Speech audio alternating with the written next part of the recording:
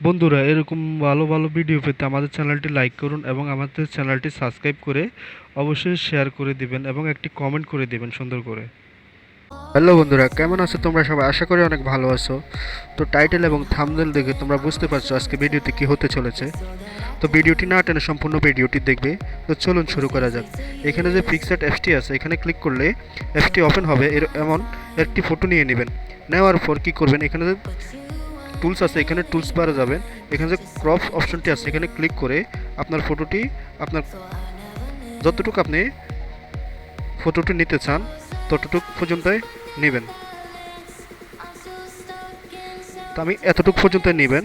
নেওয়ার পর এখানে যে রিমুভ অপশনটি আছে এখানে ক্লিক করে তারপর এখানে আমি ব্লু কালার চয়েস করতেছি, কারণ পাসপোর্ট সাইজের ছবির মধ্যে ব্লু কালার চয়েস করতে হয়।